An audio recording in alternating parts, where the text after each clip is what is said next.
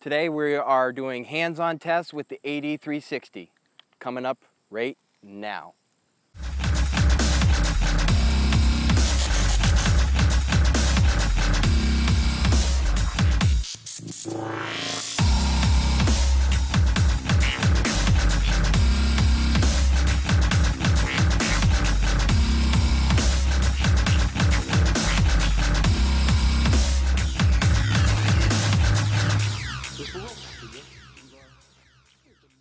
Today we got the AD360 by Godox version 1.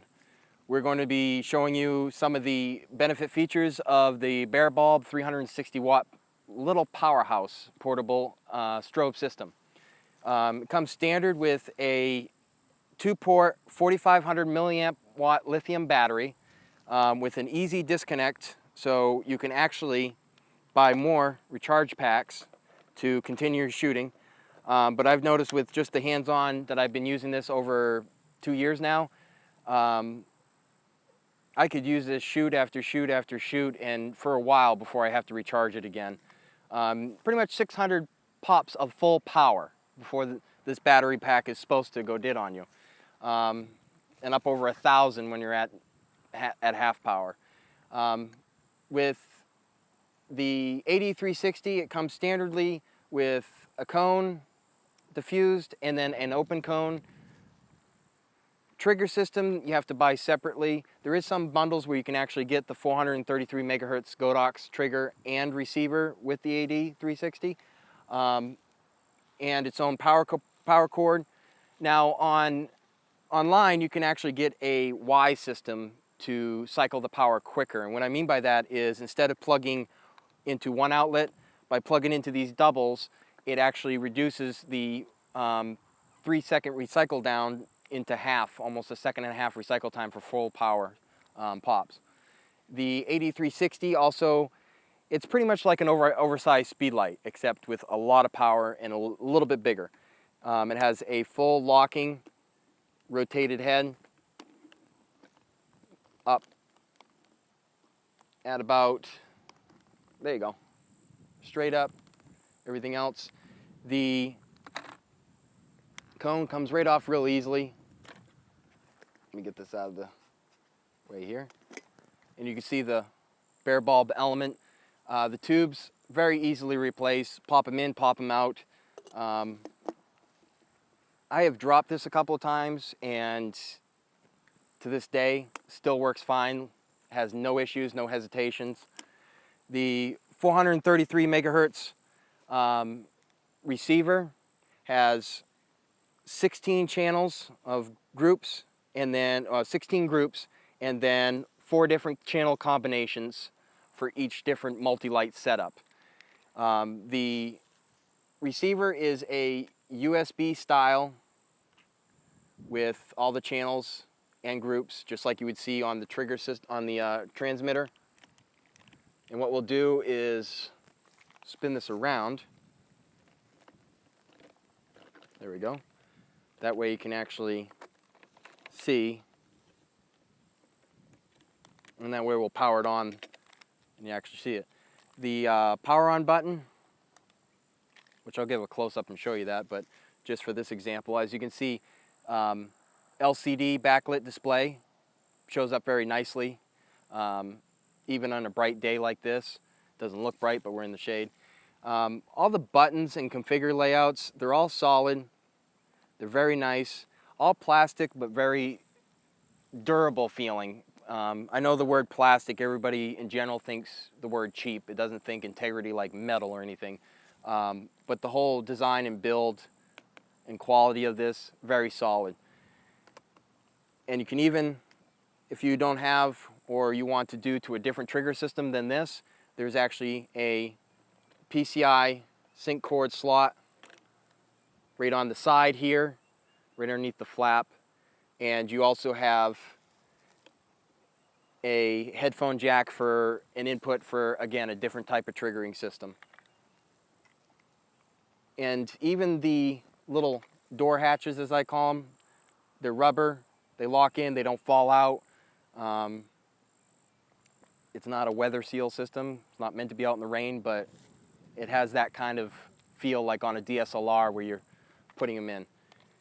Now with the Godox system, this dial, or screen I should say, is also controlled via the transmitter.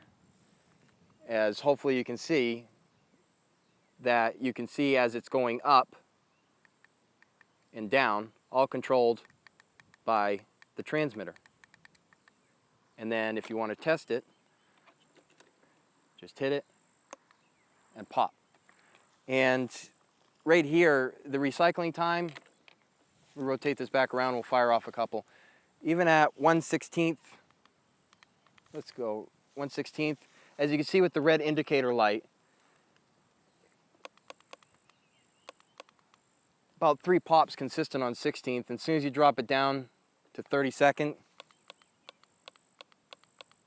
it's almost no recycling time necessary. It's just right there and pops.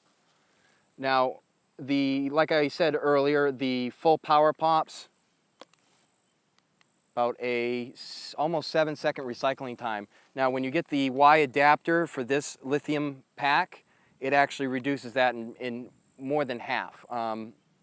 I haven't used it myself. I haven't had really the need to worry about recycling at full power that much. But from other Godox shooters that I'm friends with and everything, they like the Y system for overall recycling time, even at half power or quarter power.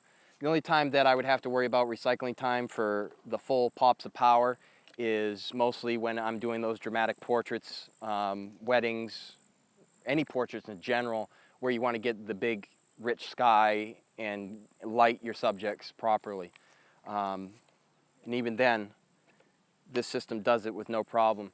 I've noticed with my actual real world hands-on testing, at full power, at I would say not even 4 feet away from the subject, this thing can go all the way up to easy F16. I've tried it all the way up to about right up in the F20 area, and you got to have it really close for up in there. But as far as overpowering the sun, all depends on the distance of measure between you and the subject for the light.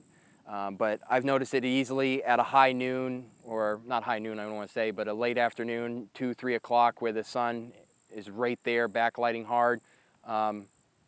Easily handles around F14, F16 again with no problem. 360 watts of power. I would think you could do anything you would want if you had a secondary one. So if you had 2 of these, camera left and camera right, there's limitless lighting possibilities. Now, as far as the lithium power pack, again, it's 4,500 milliamps of power to last for, charge cycle and everything else. 11.1 volts. The button, one click, turns off. Click here, and as you can see, it has a battery indicator light of 4. And right now it's on 2, but this is after me using this for the past month without recharging it. And that's over, I would just say recently using this, because I don't always shoot off camera flash. I sometimes just shoot natural light, etc. like that. But full sessions, I've shot probably full lighting sessions 6 in the past month. And ranges everything from just a fill flash at 1/64th power all the way up to that 1-to-1 for the dramatic skies and everything else like that. It's very solid input, metal connectors, twist knob, and as soon as you line it up correctly, goes in, spins this locking ring, locks it in. Back belt clip. Another accessory that you can get for holding your Godox battery pack on the clip is this vise, Amazon, which will be linked below. And as far as what it comes with originally, it comes with this carrying strap. So if you didn't have the clip and you didn't want to hold it with a stand and you had an assistant, you can easily just have this shoulder slung right on, and then be able to hold the light just like this, just like a speed light setup would be, and everything else if you had an assistant with you. If not, small portable collapsible light stand, cold shoe adapter with an umbrella slot and everything else. Separate add-on pieces that I like to work with. Another good modifier by Godox is the 30 inch. Still don't know where I get the 31 inch from.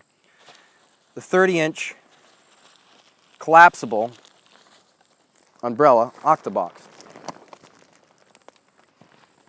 Right here. Now this right here delivers great portable soft light.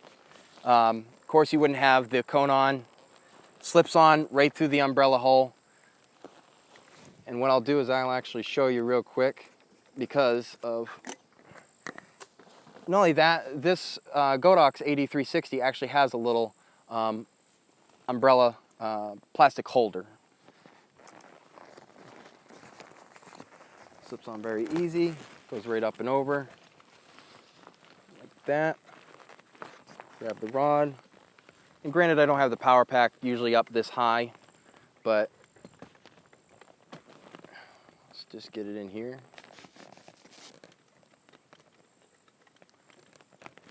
And then you just lift it up, slide it on, and done. Rotate it around. Now granted, just for a quick slap-on job, as you can see, it's a big modifier. Now, medium size, not big. But with this kind of modifier on it, definitely have counterweights at the bottom, or again, have somebody just stand here and hold it.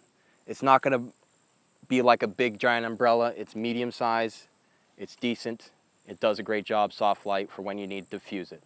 All right, now we're going to show you some test samples. We're going to start off right at F9. It's about 4 to 5 feet away, give or take, and F9 at quarter power, bare bulb. All right, now as you can see from the shot, you get the nice clouds, dramatic in the background, still balanced, still looking good, and well lit. Now with the AD360, right now we're looking at probably 2:30, 3 o'clock for kind of lighting. So this is the kind of day time where you would maybe just start shooting averagely. No one likes to shoot at high noon, that harsh lighting, harsh cross, everything else. So right here, what we're going to do is we're going to bump, just to show you a slight difference, just for the sake of saying that we did it, we're going to bump the aperture right up to f16, and then we're going to bump the power right up to 1:1. All right, so f16 at 1:1 power, about 4 feet away. Here's the test shot. All right, as you can see in the picture, a lot more darker, a lot more dramatic foreground, and overall really brought in the sky is about as best as you're going to get, certainly with the sun's position at this time of day. So I hope you enjoyed this review and hands-on testing of the AD360. We'll be doing a hands-on shortly of the other Godox latest lineup of the V860 version 2 and the new X1 trigger system, and a couple other great products, and you'll be able to see more hands-on from us. So please make sure you like and subscribe. Leave your comments down below, because I'm all about answering and figuring out anybody's issues if they are having with any of these, or if they just want general questions if they're thinking about getting this.